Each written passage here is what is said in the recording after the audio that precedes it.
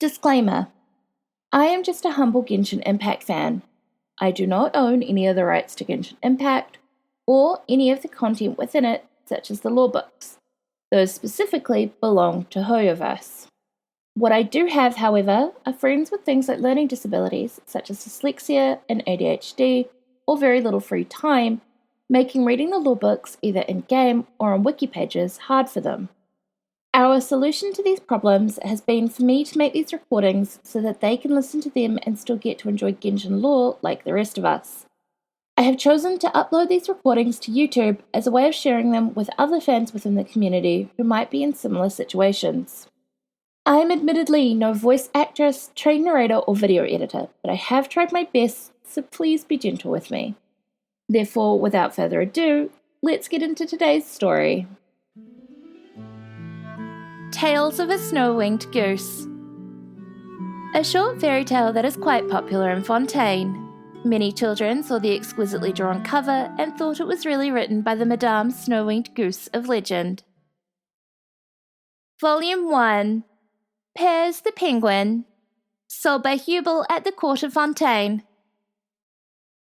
Legend says there is a sea of ice far off in the south. That is where the penguins live.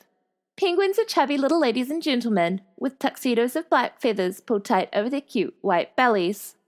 You might think they look awkward on land, waddling about, unable to fly like other birds. But just you wait, you'll see them throw themselves onto those bellies and slide as if snowboarding, right into the water. With a splash, they become elegant and talented swimmers, their thick, flipper-like wings helping to streamline their bodies as they zoom about underwater.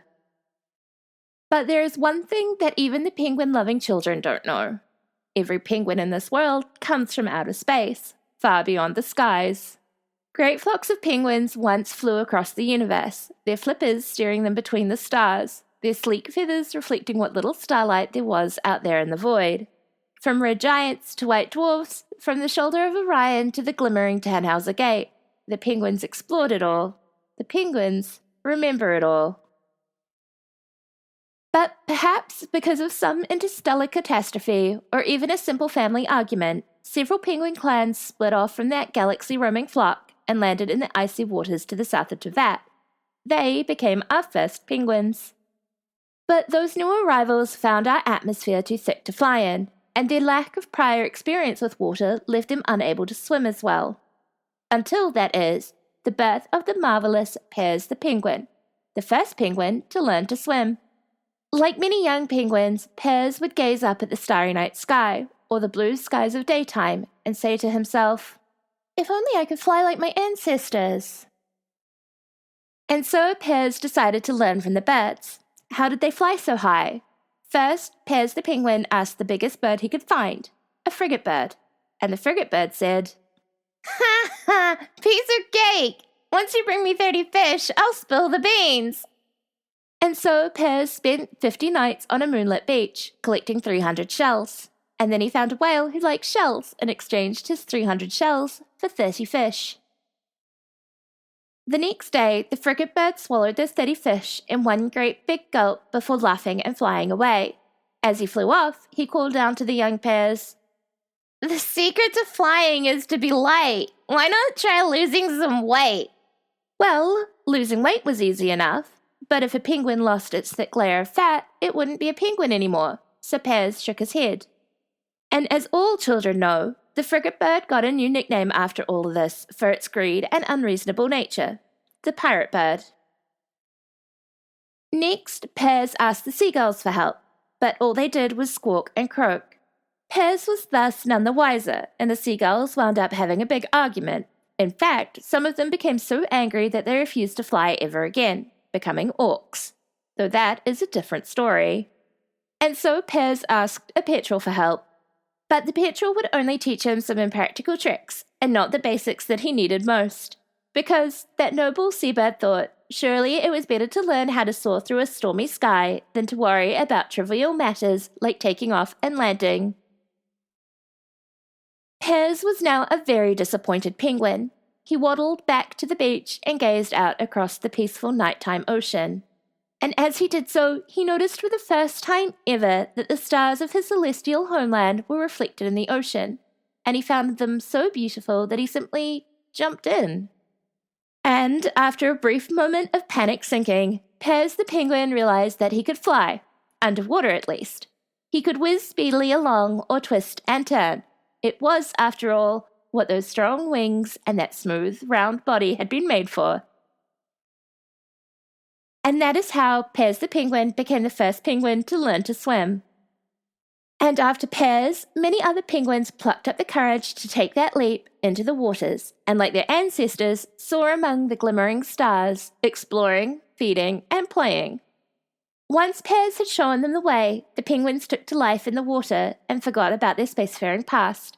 Not even in their dreams did they remember that limitless void. The penguins live here now, between sea and land. Volume 2. Princess Marcotte, sold by Hubel at the Court of Fontaine. In the not-too-distant past, every type of plant and every type of beast had its own kingdom, and in the Marcotte kingdom there lived a princess with long pink hair. Legend has it that she was born in a crab claw and never put down roots. She always was, and always would be, a tough little seed. "My darling daughter, my beloved treasure, why not settle down and enjoy a life of nobility? Why do you wait so long to sprout and grow?" asked her worried and kingly father. Father, please do not fret or rage. I was born in a crab claw, and that claw will be my ship. Your daughter's fate is not to take root in the mundane earth and grow pretty flowers. It is to conquer the seas and explore a new and wonderful world. The king was shocked by his daughter's plans. What was wrong with pretty flowers, he thought? Wasn't he a pretty flower? And what if his daughter one day decided to set down those roots and grow an even prettier garland than his? That would be terrible. But he only felt this way because he was ashamed of not being as pretty as he wanted to be. And so he had the princess and the crabclaw locked up in a golden box. Then he hid the golden box in a mirror made of purest water, and then he threw the mirror into the sapphire lake of the Pluie Lotus Kingdom. There was only one way to reverse all those layers of confinement and free the princess and the crabclaw, to make the mother lotus laugh. And as everyone knows, Pluie lotuses are all too used to weeping. "All is well again," said the king. "I can rest my regal head in peace. All I need to do is wait and wait for my beloved daughter's seed to start to crack. She will lose her wanderlust. For what choice will she have but to grow? And then my daughter will be like me. She will follow her destiny and grow strong and healthy." But the brave princess was not cowed by her long imprisonment. She wrote joke after joke to try and make the mother lotus laugh, and practiced telling those jokes over and over. The crabclaw chortled, even the gold box guffawed, but the mother lotus, nothing. So she decided to write a comic play. She rehearsed until the crabclaw couldn't help but burst into laughter and hop around, despite having no feet. She even converted the interior of the box into a theatre, but still nothing. Next, the princess tried to find comedy in the circumstances of her imprisonment. Situational comedy, she called it. Soon the crabclaw was, like the princess, laughing until it cried, and then crying until it laughed. And eventually, the Pluie lotus, keen criers as we know, found themselves giggling.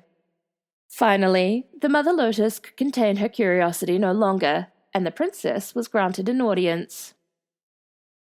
And to everyone's surprise, the princess didn't even need to tell a single joke. The mother lotus burst out laughing as soon as the princess entered the room. Her laughter grew louder and louder, shaking the palace walls and sending ripples across the sapphire lake. Princess Marcotte won her freedom, but she won something more valuable as well, the ability to laugh and to make others laugh, even in the saddest of circumstances. In her crabclaw ship, the princess sailed the ocean waves on her voyage to the new world of her dreams, and ever since, sailors have told tales of a crabclaw ship. Volume 3. Mr. Fox and the Clockwork Guardsman, sold by Hubel at the Court of Fontaine. A long, long time ago, Mr. Fox and the Clockwork Guardsman were good friends. Mr. Fox was a successful thief. The Clockwork Guardsman was, well, he was a guard. Clues in the name, isn't it? But that was a long, long time ago, of course. They're still good friends, though. That will never change, no matter their jobs or social status. The Clockwork Guardsman had always had a worry curled up inside him, and as the years passed and his mechanics aged, that worry got bigger and bigger, like a balloon, heavier and heavier, like a piglet, and it was always there, no matter how much he tried to shake it off, like Mr. Fox's lovely tail.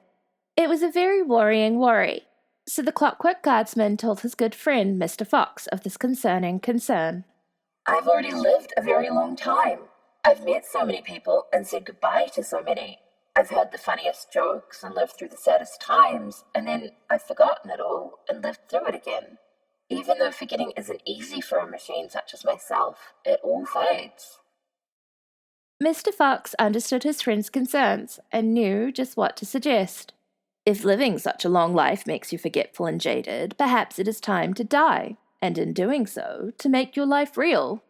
But, my fluffiest of friends, the Clockwork Guard said, removing his alloy guard's cap and sighing, didn't you steal Death from Mrs. Toad's dressing table in that heist many years ago?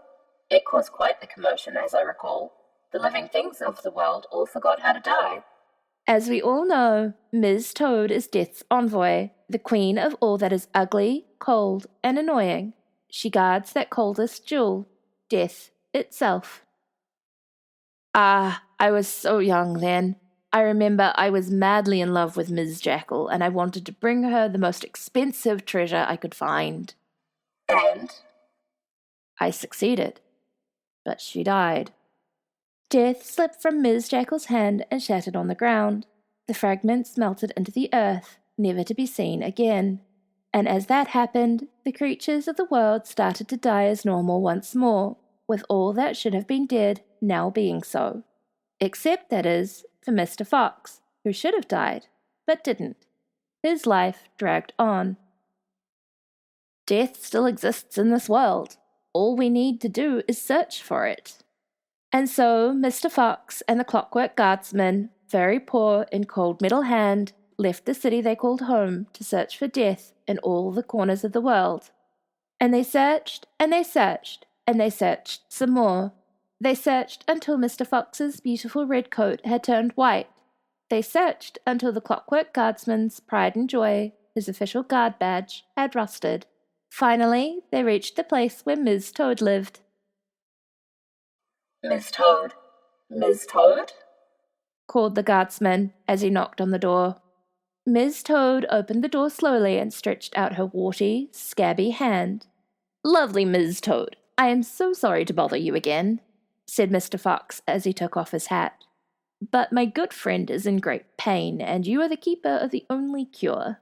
Miss Toad is of course aware how lovely she is, came a rasping voice from within the ramshackle hut. And if your friend seeks death, he will not find it here. Life is not tea and death is not sugar. Their tastes cannot be distinguished if you live forever.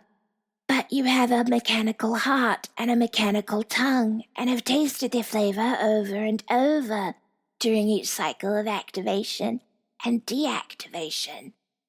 Ms. Toad removed an embroidered shroud to reveal the cold jewel called Death, then extended a hand, beckoning to the Clockwork Guardsman. Come, young guard. Come, child.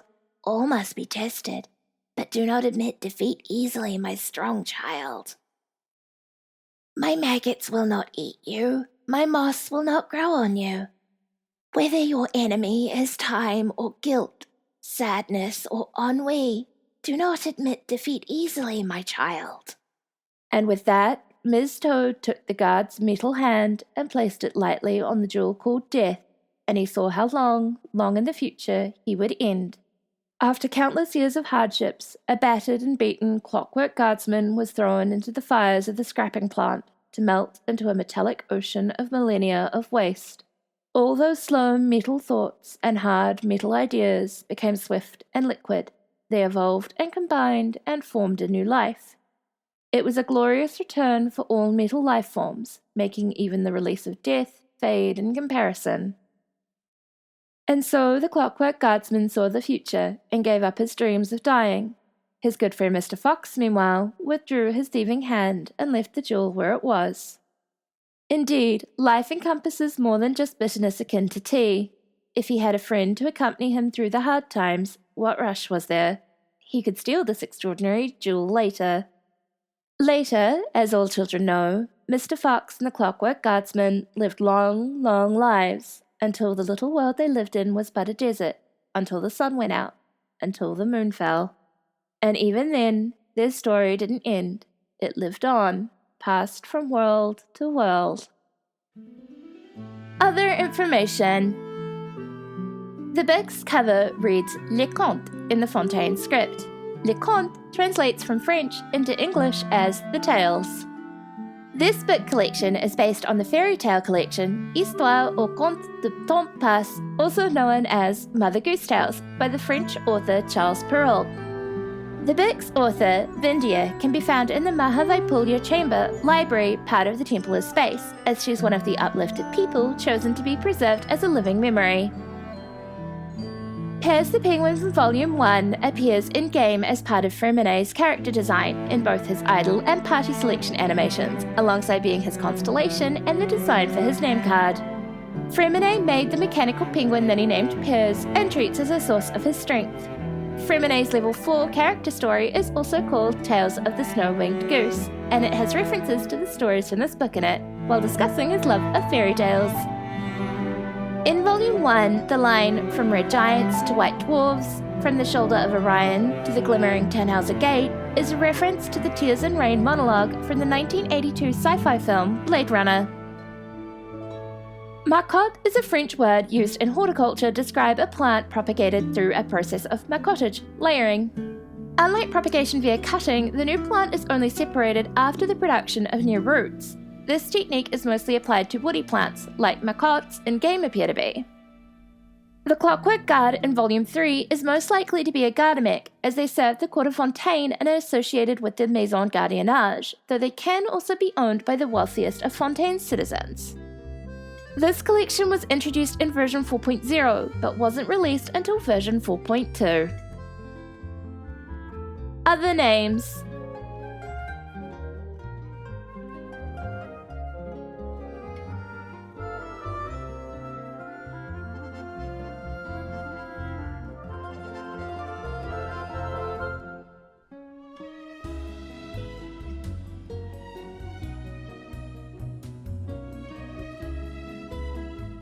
Sources.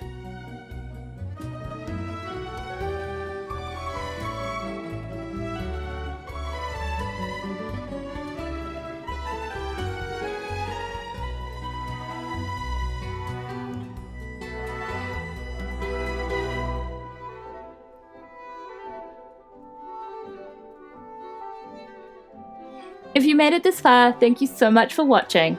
Ad Astra Abyssosque.